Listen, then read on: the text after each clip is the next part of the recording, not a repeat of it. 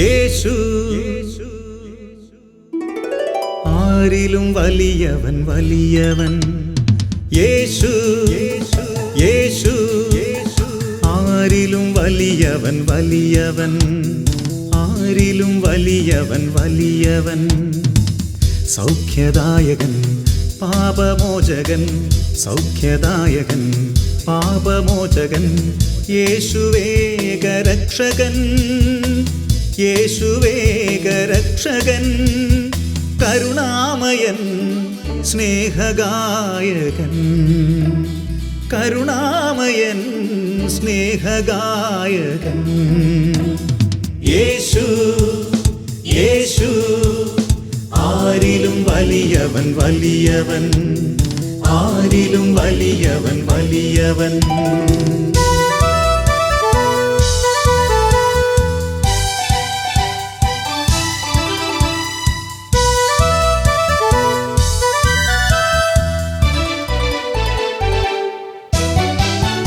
അത്ഭുതങ്ങളുടെ രാജാവ്, വിടുതലിൻ്റെ ആത്മാവ്.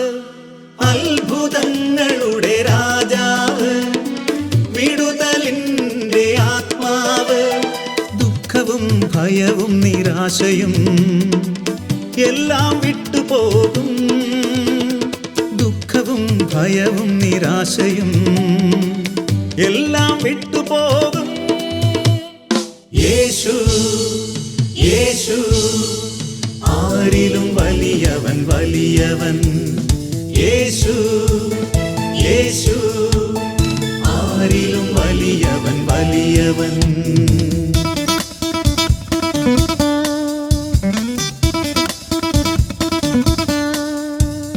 Hallelujah hallelujah hallelujah hallelujah.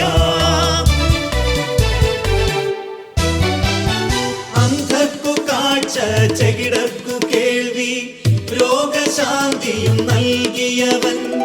വചനത്താൽ ദുഷ്ടാത്മാക്കളെ പുറത്താക്കിയവൻ. യേശു യേശു ആരിലും വലിയവൻ വലിയവൻ. ആരിലും വലിയവൻ വലിയവൻ.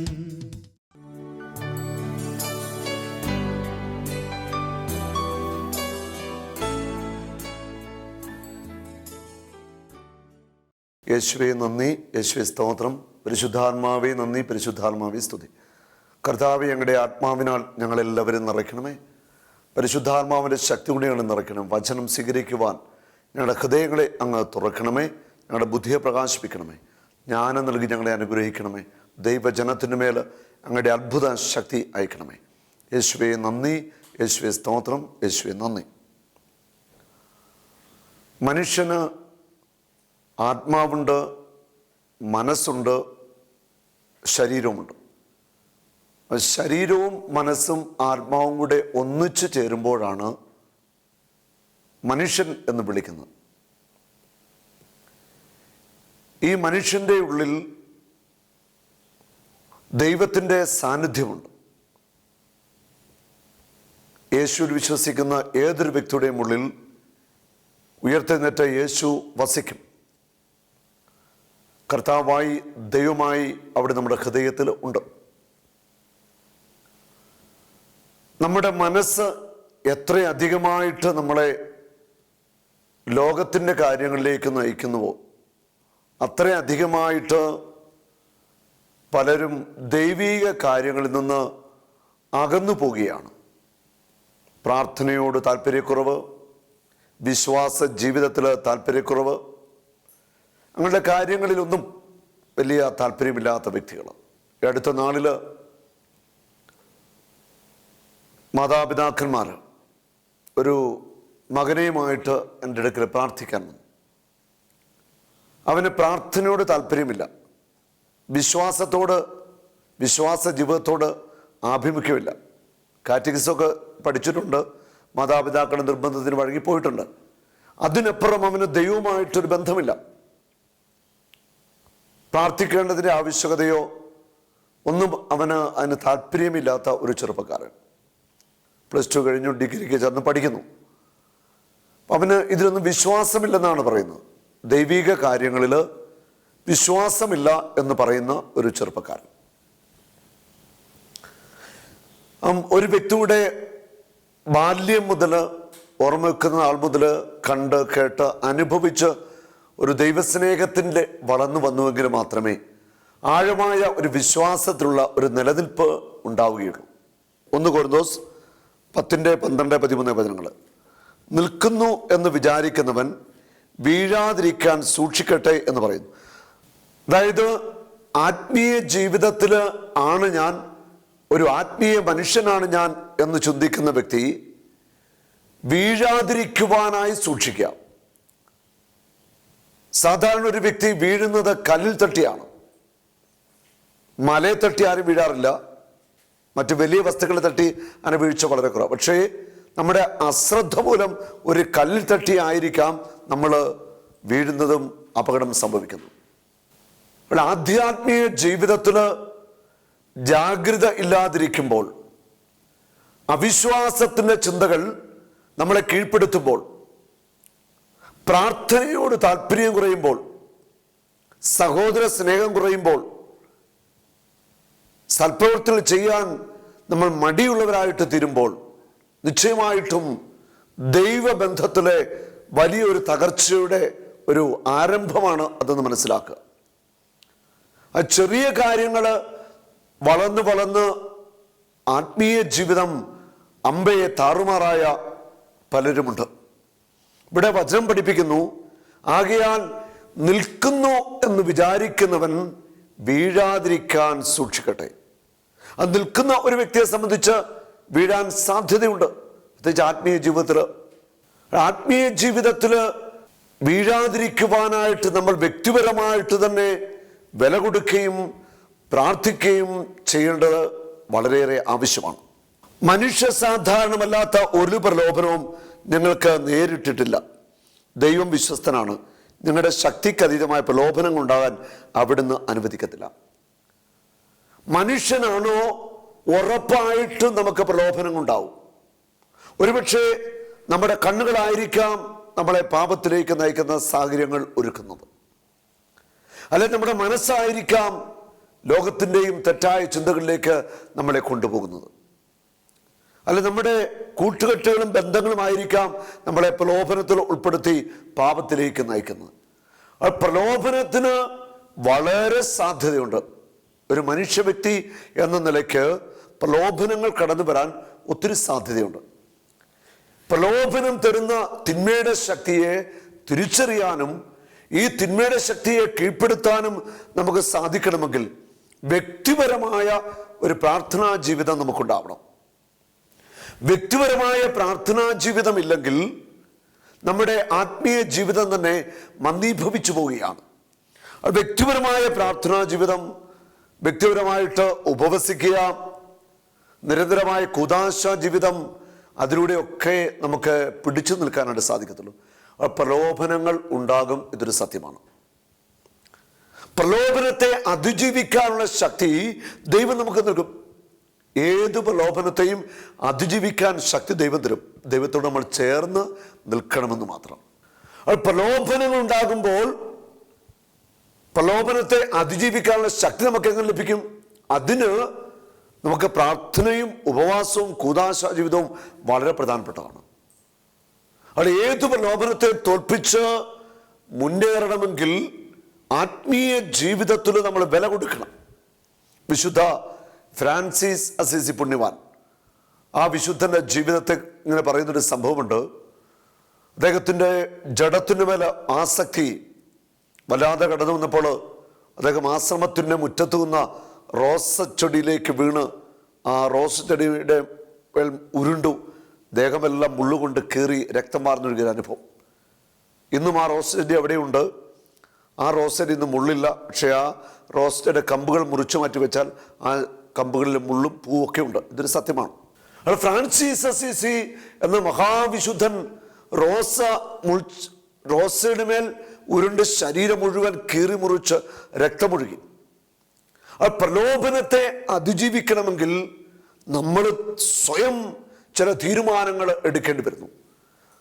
പ്രലോഭനങ്ങൾ അകത്തുനിന്ന് ഉണ്ടാകാം, നമ്മുടെ ഉള്ളിൽ നിന്ന് പ്രലോഭനം ഉണ്ടാകാം, പുറമേ നിന്ന് നമുക്ക് പ്രലോഭനങ്ങൾ ഉണ്ടാകാം, വ്യക്തികളിലൂടെ പ്രലോഭനത്തിലേക്ക് നമ്മളെ നയിക്കാം. അടുത്ത നാളിൽ ഒരു സഹോദരൻ മദ്യപാനിയാണ്, ധ്യാനാവസരത്തിൽ ഇങ്ങനെ വന്ന് പറയുകയാണ്, ഇതിനു മുൻപ് ധ്യാനം കൂടിയിട്ടുണ്ട്, ധ്യാനം കൂടി മദ്യപാനമൊക്കെ നിർത്തി ഒരു 5-6 മാസമൊക്കെ പോയി, വീണ്ടും പഴയ മദ്യപിക്കുന്നവരുടെ കൂട്ടുകെട്ട് ആ ഒരു വലയത്തിലായി, വീണ്ടും മദ്യപാനം തുടങ്ങി. ഉണ്ടോ? പുറമേ നിന്ന് വരുന്ന കൂട്ടുകാരുടെ പ്രലോഭനം, ആ പ്രേരണ ആ വ്യക്തിയെ വീണ്ടും മദ്യപാനിയാക്കി മാറ്റുകയാണ്. അപ്പോൾ പുറമേ നിന്നുള്ള പ്രലോഭനങ്ങളും നമ്മുടെ ആത്മീയ ജീവിതത്തെ തകർക്കാം. അതുപോലെ നമ്മുടെ ഉള്ളിൽ നിന്ന് പാപത്തിൻ്റെതായ പ്രവണതകൾ, ചിന്തകളൊക്കെ നമ്മളെ കീഴ്പ്പെടുത്താം. ഓരോ മനുഷ്യ മനസ്സും യുദ്ധക്കളത്തിൽ തന്നെയാണ്. നന്മ ചെയ്യാനും തിന്മ ചെയ്യാനുമുള്ള ഒരു പ്രേരണ എപ്പോഴും ഇങ്ങനെ ഉണ്ടായിക്കൊണ്ടിരിക്കുക. നമ്മുടെ ഉള്ളിൽ ഉണ്ടാകുന്ന പ്രേരണകൾ അത് നമ്മളെ നന്മയിലേക്ക് നയിക്കാം, തിന്മയിലേക്ക് നയിക്കാം. ആ പ്രലോഭനത്തിൻ്റെ വഴിയിലൂടെ നമ്മൾ നയിക്കപ്പെട്ടാൽ അത് നമ്മുടെ തകർച്ചയ്ക്ക് കാരണമായിട്ട് തരും. അപ്പോൾ പ്രലോഭനങ്ങൾ ഉണ്ടാകുമ്പോൾ നമ്മൾ എന്ത് ചെയ്യണം? പ്രലോഭനം ഉണ്ടാകുമ്പോൾ നന്നായിട്ട് നമ്മൾ പ്രാർത്ഥിക്കണം, ഉപവസിക്കണം. പ്രാർത്ഥനയിലൂടെയും ഉപവാസത്തിലൂടെയും അല്ലാതെ നമ്മളെ കീഴ്പ്പെടുത്തുന്ന, നമുക്ക് പ്രലോഭനം തരുന്ന, നമ്മളെ തിന്മയിലേക്ക് നയിക്കുന്ന, ആസക്തിയിലേക്ക് നയിക്കുന്ന, അശുദ്ധിയിലേക്ക് നയിക്കുന്ന, നമ്മുടെ ആധ്യാത്മിക ജീവിതത്തെ തകർക്കാൻ നിരന്തരം പരിശ്രമിച്ചുകൊണ്ടിരിക്കുന്ന പിശാചിനെ കീഴ്പ്പെടുത്തണമെങ്കിൽ ഉപവാസവും പ്രാർത്ഥനയും ഇല്ലാതെ സാധ്യമല്ല. റോമ 16:20 സമാധാനത്തിന്റെ ദൈവം ഉടൻ തന്നെ സാത്താനെ നിങ്ങളുടെ കാൽക്കീഴിലാക്കി തകർത്തു കളയും. നമ്മുടെ കാൽക്കീഴിലാക്കി സാത്താനെ തകർക്കണമെങ്കിൽ നമ്മുടെ ഉള്ളിൽ ഒരു ആത്മീയ ശക്തി നിറയണം. ഈ ആത്മീയ പവർ നിറയുവാൻ നമ്മൾ ഉപവസിക്കണം. നമ്മൾ ദൈവത്തോട് ചേർന്നിരുന്ന് നന്നായിട്ട് മണിക്കൂറുകൾ പ്രാർത്ഥിക്കണം. അങ്ങനെ പ്രാർത്ഥനയിലൂടെയും ഉപവാസത്തിലൂടെയും ദൈവശക്തി നമ്മൾ നിറയുക. അടുക്കല് നമ്മൾ കുമ്പസാരിക്കണം, വിശുദ്ധ കുർബാന സ്വീകരിക്കണം, ബലി അർപ്പിക്കണം. അതിലൂടെ പാപത്തെയും പ്രലോഭനത്തെയും അതിജീവിക്കാനുള്ള വലിയ ദൈവശക്തി, ദിവ്യകാരുണ്യ ഈശോ നമുക്ക് തരികയാണ്. പ്രലോഭനമുണ്ടായി അല്ലെ പ്രലോഭനം ഉണ്ടാകുന്നു എന്ന് പറഞ്ഞ് നമ്മൾ നിരാശപ്പെട്ടിരിക്കാതെ നമ്മളെ പ്രലോഭനത്തിലേക്ക് നയിക്കുന്ന തിന്മ നമ്മളെ വിട്ടുമാറാനായിട്ട് ശക്തമായിട്ട് പ്രാർത്ഥിക്കാന്നുള്ളത്. അവൻ നിൽക്കുന്നു എന്ന് വിചാരിക്കുന്ന വ്യക്തി വീഴാൻ സാധ്യതയുണ്ട്, വീണുപോയേക്കാം. നമ്മളെ പ്രലോഭനത്തിലേക്ക്, ലോകത്തിൻ്റെയും ജഡത്തിൻ്റെയും മറ്റു പല കാര്യങ്ങളിൽ പ്രലോഭനത്തിലേക്ക് വീഴ്ച പാപത്തിലേക്ക് നയിക്കാൻ ശ്രമിച്ചുകൊണ്ടിരിക്കുന്ന പൈശാചിക തിന്മയുടെ ശക്തികൾ നമ്മളെ വിട്ടുപോകണം, ബന്ധിക്കപ്പെടണം. നമ്മൾ മർക്കോസിൻ്റെ സുവിശേഷത്തിൽ ഇപ്രകാരം വായിക്കുന്നുണ്ട്. മർക്കോസ് 9:42 വിശ്വസിക്കുന്ന ഈ ചെറിയവരിൽ ഒരുവന് ഇടർച്ച വരുത്തുന്നവൻ ആരായാലും അവന് കൂടുതൽ നല്ലത് ഒരു വലിയ തിരികല്ല് കഴുത്തിൽ കെട്ടി കടലിൽ എറിയപ്പെടുന്നതാണ്. ഈ ചെറിയവരിൽ ഒരാൾക്ക് ഇടർച്ച ഉണ്ടാക്കുന്ന വ്യക്തി ആരാണെങ്കിലും, എന്നിൽ വിശ്വസിക്കുന്ന ഈ ചെറിയവരിൽ ആർക്കെങ്കിലും ഇടർച്ച വരുത്തുന്നുവെങ്കിൽ ആ വ്യക്തിയെ, ഇടർച്ച വരുത്തുന്ന വ്യക്തിയെ കഴുത്തിൽ തിരികല്ല് കെട്ടി കടലിൽ ആഴ്ത്തുന്നതാണ് നല്ലതെന്ന് വചനത്തിൽ പറയുന്നു. നിന്റെ കൈ പാപഹേതുവാകുന്നെങ്കിൽ കൈ വിട്ടുകളയുക, കാല് പാപഹേതുവാകുന്നെങ്കിൽ കാല് വിട്ടുകളയുക, കണ്ണ് പാപഹേതുവാകുന്നെങ്കിൽ കണ്ണുകൾ ചുഴന്നെടുത്ത് കളയാനാണ് വചനം പറയുന്നത്. കണ്ണുകളും കൈകളും കാലുകളും സ്വർഗത്തിൽ പ്രവേശിക്കുന്നതാണ് മെച്ചം എന്ന് ദൈവവചനം നമ്മളെ ഓർമ്മിപ്പിക്കുന്നു. ഈ ചെറിയവരിൽ ഒരാളുടെ ആത്മനാശത്തിന് കാരണമാകത്തക്ക വിധം നമ്മൾ ഇടർച്ച കൊടുക്കുന്നുവെങ്കിൽ, ഉതപ്പ് കൊടുക്കുന്നുവെങ്കിൽ അത് ഗൗരവമേറിയ പാപം. അങ്ങനെ സംഭവിക്കാതിരിക്കട്ടെ. ആ പ്രലോഭനം പുറത്തുനിന്നും അകത്തുനിന്നും ഉണ്ടാകും പ്രലോഭനം. അപ്പോൾ ഈ പ്രലോഭനങ്ങളെ നമുക്ക് അതിജീവിക്കണം. അതുപോലെ നമ്മുടെ ചിന്തയുടെ മണ്ഡലം, ഭാവനയുടെ മണ്ഡലം, ഓർമ്മകൾ, അവിടെയെല്ലാം നമ്മളെ പാപത്തിലേക്ക് നയിക്കുന്ന ഓർമ്മകളും ചിന്തകളും ഒക്കെ ധാരാളമായിട്ട് കെട്ടിക്കിടപ്പുണ്ട്. നമ്മുടെയൊക്കെ വ്യക്തിപരമായ ജീവിതത്തിൽ നമ്മൾ കണ്ട നല്ല കാഴ്ചകളും ചീത്ത കാഴ്ചകളും ലോകത്തിൻ്റെതായതെല്ലാം നമ്മുടെ മനസ്സിലും ബുദ്ധിയിലും ചിന്തയിലൊക്കെ കിടപ്പുണ്ട്. ഇതൊക്കെ പാപത്തിന് ഹേതുമാവുകയാണ്. നമ്മളെ പ്രലോഭനത്തിലേക്ക് നയിക്കുന്ന അരൂപി ബന്ധിക്കപ്പെടണം. ഈ തിന്മയുടെ ആത്മാവ് നമ്മളെ വിട്ടുമാറണം. പുറമേ നിന്ന് നമ്മളെ പ്രലോഭനത്തിലേക്ക് നയിക്കുന്ന വ്യക്തികളുമായിട്ടുള്ള ബന്ധങ്ങൾ പരമാവധി ഒഴിവാക്കുന്നത് ഒത്തിരിയേറെ നല്ലതാണ്. നമുക്കെല്ലാവരെയും സ്നേഹിക്കാം, എല്ലാവർക്കും വേണ്ടി പ്രാർത്ഥിക്കാം. പക്ഷേ കൂട്ടുകെട്ടുകളും ബന്ധങ്ങളും നമ്മൾ ശ്രദ്ധിക്കണം. പല വ്യക്തിയുടെയും ജീവിതം തകർന്നു പോയതിന് പിന്നിൽ കൂട്ടുകെട്ടുകൾ ഉണ്ട്. തെറ്റായ കൂട്ടുകെട്ടുകൾ തെറ്റായ വഴിയിലേക്ക് നയിക്കും. ഒരു ആത്മീയ മനുഷ്യനോടൊപ്പമുള്ള കൂട്ടുകെട്ട് ആധ്യാത്മികതയിൽ വളരാൻ കാരണമാകും.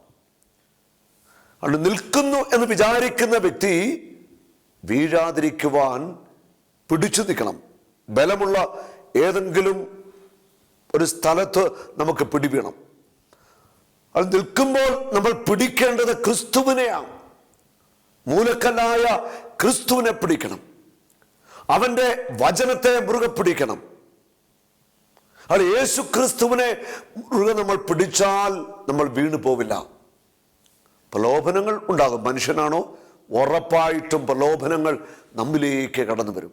ചെറുതും വലുതുമായ പ്രലോഭനത്തിൻ്റെ ചിന്തകൾ, പാപത്തിൻ്റെ ആസക്തിയുടെ ചിന്തകൾ, നമ്മളെ തെറ്റിലേക്ക് നയിക്കുന്നതായ ചിന്തകളൊക്കെ വരും. ഇതൊരു യാഥാർത്ഥ്യമാണ്. നമ്മൾ യാഥാർത്ഥ്യങ്ങളെ നിസ്സാരവൽക്കരിച്ചിട്ട് കാര്യമില്ല.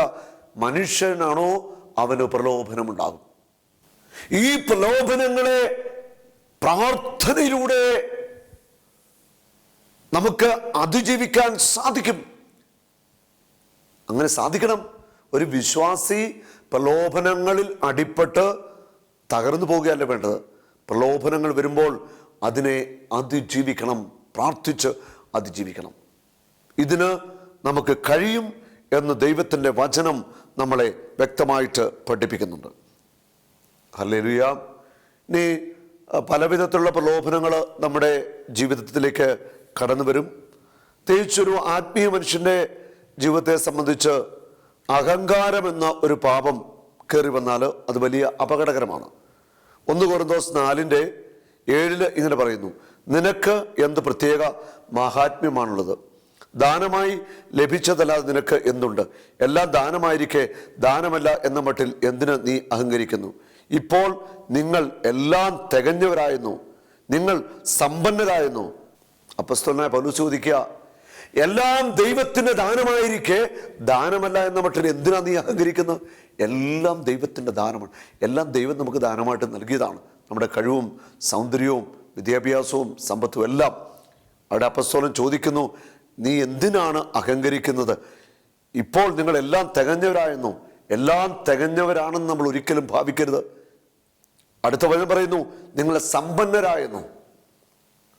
നമുക്ക് അഹങ്കരിക്കാനായിട്ട് ഒന്നുമില്ല. ഈ കൊച്ചു ജീവിതം നമുക്ക് കർത്താവിൻ്റെ കൈകളിൽ മുറുകെ പിടിക്കാം. പരിശുദ്ധ അമ്മയുടെ സഹായം തേടാം. സ്വർഗത്തിലെ വിശുദ്ധരുടെ സഹായം തേടാം. അവരൊക്കെ നമ്മളെ സഹായിക്കാൻ ഒരുക്കമാണ്. അങ്ങനെ പ്രാർത്ഥനയിൽ, ഉപവാസത്തിൽ, കുദാശ ജീവിതത്തിൽ ശാന്തമായിട്ട് നമുക്കൊരു ആത്മീയ ജീവിതം നയിക്കാം. നിൽക്കുന്നുവെന്ന് വിചാരിക്കുന്നവർ കർത്താവായ യേശുവിൻ്റെ കൈകളിൽ മുറുകെ പിടിച്ചുകൊള്ളുക. ആ കയ്യിൽ മുറുകെ പിടിച്ചാൽ നിനക്ക് തെന്നിയാലും നീ വീണു പോകത്തില്ല. കർത്താവിൻ്റെ കൈകളിൽ നീ സുരക്ഷിതനാണ്. ആത്മാവിൻ്റെ പരിശുദ്ധാത്മശക്തിയിൽ പ്രലോഭനങ്ങളെ നമുക്ക് അതിജീവിച്ചുകൊണ്ട് നല്ലൊരു ആത്മീയ ജീവിതം നയിക്കാം. കർത്താവ് നിങ്ങളെല്ലാവരെയും സമൃദ്ധമായിട്ട് അനുഗ്രഹിക്കട്ടെ. യേശുവെ നന്ദി, യേശുവെ സ്തുതി. പരിശുദ്ധാത്മാവെ നന്ദി, പരിശുദ്ധാത്മാവെ സ്തുതി. ആമേൻ.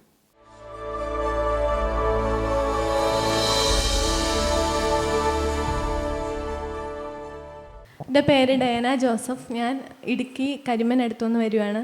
ഞാൻ എൻജിനീയറിങ് കഴിഞ്ഞു. എൻജിനീയറിങ് 8th സെമസ്റ്റർ ആയിരുന്ന സമയത്ത്, സെമസ്റ്റർ തുടങ്ങിയ സമയം മുതൽ എൻ്റെ കൈക്ക് ഭയങ്കര വേദനയായിരുന്നു. എഴുതാൻ ഇങ്ങനെ പേന പിടിക്കാൻ പോലും പറ്റില്ല. ഈ കൈക്ക് എന്ത് പറ്റിയതായിരുന്നു? കൈക്ക് അന്നേരം കാരണം അറിയത്തില്ലായിരുന്നു. അപ്പം കാൽസ്യത്തിന് കുറവാന്നൊക്കെ പറഞ്ഞ് ഡോക്ടർ മരുന്ന് തന്നു. എന്നിട്ട് മാറാഞ്ഞിട്ട് വീണ്ടും ആയുർവേദം കാണിച്ചു. പിന്നെ വീണ്ടും ഇംഗ്ലീഷ് മരുന്ന് ചെന്നപ്പോൾ എക്സ്റേ എടുക്കാൻ പറഞ്ഞു. അപ്പം വലത്ത് കൈക്ക് ആയതുകൊണ്ട് പിന്നെ എനിക്കിവിടെ ഷോൾഡറിന് പെയിൻ ഉണ്ടായിരുന്നു. ഷോൾഡറിന് വേദനയായിരുന്നു. അന്നേരം എക്സ്റേ എടുത്തപ്പം സ്പോണ്ടിലോസിസ് ആണെന്ന് പറഞ്ഞു. കഴുത്തിൻ്റെ ഡിസ്കിന് വളവ് കുറവാണ്. അപ്പം ഞരമ്പ് കയ്യിലേക്കുള്ള ഞരമ്പ് ഞെരുങ്ങിയിട്ട് കൈക്ക് വേദന എടുക്കുന്നു. ഇങ്ങനെ പിടിക്കാൻ പറ്റില്ലായിരുന്നു. 5 മിനിറ്റൊക്കെ പിടിക്കുമ്പോഴത്തേന് ഭയങ്കര വേദനയായിരുന്നു. ഈ എല്ലിനെല്ലാം വേദനയായിരുന്നു. കയ്യിലെ ഞരമ്പ് നന്നായിട്ട് വലിയും. അപ്പം കാൽസ്യത്തിൻ്റെ കുറവാന്നൊക്കെ പറഞ്ഞ് മരുന്ന് കഴിച്ചു. പക്ഷേ യൂണിവേഴ്സിറ്റി എക്സാം ആയപ്പോഴത്തേനും ഒട്ടും കുറവില്ല. ഫസ്റ്റ് യൂണിവേഴ്സിറ്റി എക്സാം ഞാൻ എഴുതി. അത് ഒരു മണിക്കൂർ കഷ്ടി എഴുതിയതേ ഉള്ളൂ. പിന്നെ ഭയങ്കര വേദന. ഹാൻഡ് റൈറ്റിംഗ് ആണെങ്കിലും ഫുള്ള് പോവുക. കൈക്ക് ഒരു വഴക്കോ ഇല്ല. വേറൊരാൾക്ക് വായിക്കാൻ പോലും പറ്റില്ല ഞാൻ എഴുതുന്നത്. അതുപോലെ എഴുതുന്നേ. അപ്പോൾ എനിക്ക് ഭയങ്കര സങ്കടമായി. ഞാൻ വീട്ടിലും പറഞ്ഞു. അന്നേരം മെഡിക്കൽ സർട്ടിഫിക്കറ്റ് കൊണ്ടുവരുവാണെങ്കിൽ യൂണിവേഴ്സിറ്റിയിൽ നിന്ന് 1/2 മണിക്കൂർ എക്സ്റ്റെൻഡ് ചെയ്ത് കിട്ടുമെന്ന് ഇങ്ങനെ ഫ്രണ്ട്സ് പറഞ്ഞിട്ട് ഞാൻ അതിന് റിക്വസ്റ്റ് കൊടുക്കാൻ വേണ്ടി വീട്ടിൽ നിന്ന് പപ്പയും അമ്മയും കൂടെ വന്നു. ഞങ്ങൾ മെഡിക്കൽ സർട്ടിഫിക്കറ്റ് മേടിക്കാൻ വേണ്ടി ഹോസ്പിറ്റലിൽ ചെന്നപ്പം എക്സ്റേ എടുത്തു. എക്സ്റേ എടുത്തപ്പോഴാണ് കഴുത്തിന് പ്രോബ്ലം, ആ സ്പോണ്ടിലോസിൻ്റെയാണ് കൈക്ക് വേദന എന്ന് പറയുന്നത്. അപ്പോൾ ഇപ്പം എക്സസൈസും അങ്ങനെയൊന്നും ചെയ്ത് കുറയ്ക്കാൻ പറ്റില്ല. കുറയ്ക്കാൻ ശ്രമിച്ചാൽ വേദന കൂടത്തേ ഉള്ളൂ. അതുകൊണ്ട് എക്സാം കഴിഞ്ഞ് ട്രീറ്റ്മെൻറ്റ് ചെയ്താൽ മതി എന്ന് പറഞ്ഞു. പിന്നെ രണ്ടാമത്തെ എക്സാമിനാണേലും പെയിൻ കില്ലറൊക്കെ കഴിച്ചു.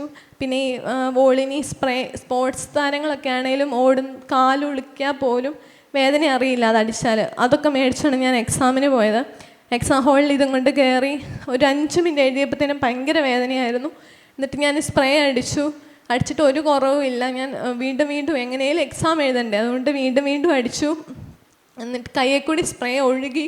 എന്നിട്ട് പോലും എൻ്റെ കൈയുടെ വേദന ഒട്ടും കുറവില്ലായിരുന്നു. എന്നിട്ട് ഞാൻ പിന്നെ തിരിച്ച് എക്സാം കഴിഞ്ഞ് വീട്ടിൽ വിളിച്ച് പറഞ്ഞു. പപ്പയും മമ്മിയൊക്കെയാണ് പറഞ്ഞു, സാരമില്ല, പ്രാർത്ഥിച്ചാൽ മതി, പറ്റുന്ന പോലെ പഠിച്ചാൽ മതി. അപ്പോൾ ഈ മരുന്ന് കഴിക്കുന്ന കാരണം ഭയങ്കര ക്ഷീണമാണ്. അപ്പോൾ പഠിക്കാനും ഭയങ്കര ബുദ്ധിമുട്ടാണ്. പറ്റുന്ന പോലെ എഴുതിയാൽ മതി എന്ന് പേരൻസ് ആണെങ്കിലും പറഞ്ഞു. അപ്പോൾ എൻ്റെ ഒരു കൂട്ടുകാരിങ്ങനെ എൻ്റെ അടുത്ത് വന്ന് സംസാരിച്ച് അവളിങ്ങനെ പറഞ്ഞു, നിൻ്റെ നിസ്സാരമായ പ്രശ്നമല്ലേ, നീ സാക്ഷ്യപ്പെടുത്താമെന്ന് പറഞ്ഞ് നേർന്ന് പ്രാർത്ഥിച്ചാൽ സൗഖ്യപ്പെടും, നല്ല സാധ്യതയുണ്ടെന്ന് അവളിങ്ങനെ പറഞ്ഞു. എന്നിട്ട് ഇപ്പം ഞാൻ ഫസ്റ്റ് ഇയർ പഠിച്ചുകൊണ്ടിരുന്നപ്പോൾ 3 വർഷത്തിന് മുമ്പ് സൗബ്രതൻ്റെ ധ്യാനം ഗുഡ് ന്യൂസ് വന്ന് കൂടിയിട്ടുണ്ട്. അപ്പോൾ അവിടെ ഒത്തിരിയേറെ പേർക്ക് സൗഖ്യം കിട്ടുന്നത് ഞാൻ എൻ്റെ കണ്ണുകൊണ്ട് കണ്ടിട്ടുണ്ട്. അപ്പോൾ എനിക്ക് നല്ല വിശ്വാസമായിരുന്നു. അപ്പം ഞാൻ നേർന്നു സൗഖ്യപ്പെടുവാണെങ്കിൽ സൗബ്രതൻ്റെ ധ്യാനത്തിന് വന്ന് സാക്ഷ്യം പറഞ്ഞോളാം നേർന്നു. പരീക്ഷയുടെ സമയത്താണ് മോള് നേർച്ച? പരീക്ഷയുടെ സമയത്ത്. കൈക്ക് ആ പരീക്ഷ എഴുതിയോ? വേദനയുടെ സമയത്ത്? വേദന 2 എക്സാം കഴിഞ്ഞായിരുന്നു. എക്സാം കഴിഞ്ഞു. അപ്പോൾ അത് കഴിഞ്ഞ് ഈ മകള് ദൈവസന്നിധിയിൽ ഒരു നേർച്ച നേരുകയാണ്. സൗഖ്യപ്പെടുവാണെങ്കിൽ ധ്യാനത്തിന് വന്ന് സാക്ഷ്യം പറഞ്ഞോളാം. ഈ മകള് നേർച്ച നടന്നു. എന്നിട്ടോ 3ാമത്തെ എക്സാമിന് ഞാൻ കയറി. എന്നാലും ഈ വോളിനി സ്പ്രേ ഒക്കെ ആയിട്ടാണ് പോകുന്നത്. അവിടെ കയറി 5 മിനിറ്റ് എഴുതി. ഞാൻ ആദ്യത്തെ 1 മണിക്കൂർ വലിയ കാര്യമായിട്ട് ശ്രദ്ധിച്ചില്ല. കുറച്ച് കഴിഞ്ഞപ്പോഴാണ് ശ്രദ്ധിക്കുന്നത്. എൻ്റെ കൈക്ക് ഒട്ടും വേദനയില്ല. ഹല്ലേലൂയ. ഇവള് ദൈവസന്നിധിയിൽ തീരുമാനമെടുത്തു ധ്യാനം കൂടുവാനും സാക്ഷ്യം പറയാനും. അത്ഭുതമായിട്ട് കൈയുടെ വേദന കർത്താവ് സൗഖ്യമാക്കി. അല്ലെങ്കിൽ ഇങ്ങനെ എഴുതിക്കൊണ്ടിരിക്കുമ്പോൾ കൈ ഇങ്ങനെ തൊട്ടാൽ മതി, വിരൽ വെച്ച് തൊട്ടാൽ കൈക്ക് വേദനയൊന്നുമില്ല. വേദന ഉണ്ടായിട്ടില്ല. അതിനുശേഷം വേദന ഉണ്ടായിട്ടേ ഇല്ല. 3 എക്സാം ഞാൻ എഴുതി. ഒരു മിനിറ്റ് പോലും, ഒരു നിമിഷം പോലും എനിക്ക് അല്പം പോലും വേദനയില്ലായിരുന്നു. നമുക്ക് കർത്താവിന് കരമടിച്ചു നന്ദി പറയാം. ഇവളെ കർത്താവ് അനുഗ്രഹിച്ചു. യേശു ആരിലും വലിയവൻ, യേശു ആരിലും വലിയവൻ, ആരിലും വലിയവൻ യേശു ആരിലും വലിയവൻ, ആരിലും വലിയവൻ സൗഖ്യദായകൻ പാപമോചകൻ, സൗഖ്യദായകൻ പാപമോചകൻ യേശുവേഗരക്ഷകൻ, യേശുവേഗരക്ഷകൻ കരുണാമയൻ സ്നേഹഗായകൻ, കരുണാമയൻ സ്നേഹഗായകൻ യേശു ആരിലും വലിയവൻ, യേശു ആരിലും വലിയവൻ, ആരിലും വലിയവൻ, ആരിലും വലിയവൻ